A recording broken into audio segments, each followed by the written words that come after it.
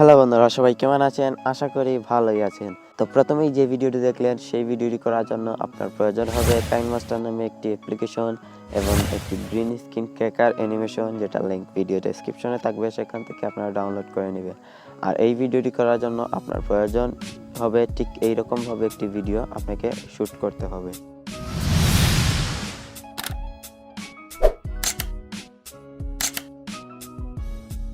আপনার প্লে স্টোরে গিয়ে KineMaster লিখে সার্চ করলে এই KineMaster অ্যাপ্লিকেশনটি পেয়ে যাবেন। তো যাওয়ার পর এটাকে ইনস্টল করার পর এরকম একটি ইন্টারফেস চলে আসবে আপনাদের সামনে। আপনারা প্লাস আইকনে ক্লিক করবেন, তারপর এখান থেকে 16:19 রেজলিউশনটা চুজ করে নেবেন। তারপর দেখতে পারবেন এরকম একটি ইন্টারফেস। আপনারা এখান থেকে আপনাদের সেই ভিডিওটি ইম্পোর্ট করতে হবে।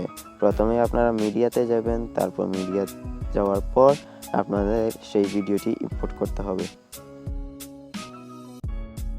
তো আমি আমার ভিডিওটি ইনপুট করলাম। তারপর প্রথমেই আমরা এটার সাউন্ডকে অফ করে দেব। তারপর একটু কালার গ্রেডিং করে নেব। তো কালার গ্রেডিং করার জন্য নিচের দিক থেকে ফিল্টার চুজ করব। তারপর নিচের দিক থেকে ভিভিডে যাব, তারপর V05 এটাতে সিলেক্ট করে দেব, তারপর ওকে করে দেব। তো আমরা ভিডিওটি যদি প্লে করি তাহলে দেখতে পারবো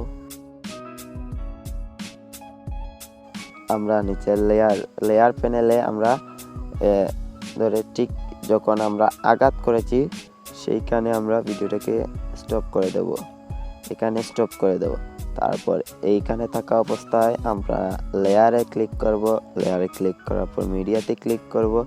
তারপর আমাদের একটি green screen cracker animation video থাকবে, যেটা লিংক ভিডিও ডেসক্রিপশনে থাকবে, সেখান থেকে আপনারা ডাউনলোড করে নেবেন।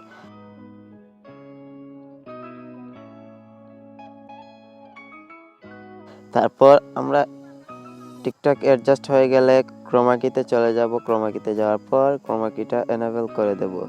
তারপর এটাকে আমরা অ্যাডজাস্ট করে নেব। তারপর এটাকে ঠিকমতো বসিয়ে দেব।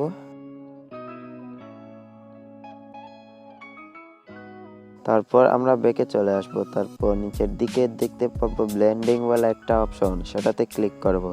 তারপর এখান থেকে মাল্টিপ্লাই সিলেক্ট করে দেব। তারপর আবারও ক্রোমাকিতে চলে যাব।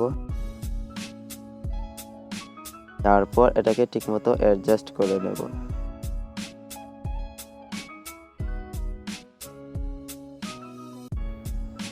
আমরা ঠিকঠাক মতো অ্যাডজাস্ট করে নেব।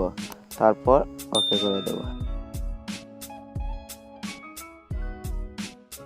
এই লেয়ারটাকে টেনে ধরে এখানে ঠিকঠাক মতো অ্যাডজাস্ট করে নেব।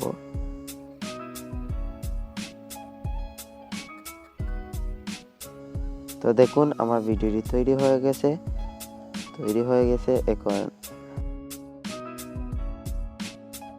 এখন এটাকে সেভ করার জন্য আমরা এখান থেকে উপরের দিকে ক্লিক করব। তারপর এখান থেকে আমরা ফ্রেম রেটটা বাড়িয়ে দেব। তারপর এখান থেকে বিট রেটটা বাড়িয়ে দেব। তারপর নিচের দিকে এক্সপোর্টে ক্লিক করব।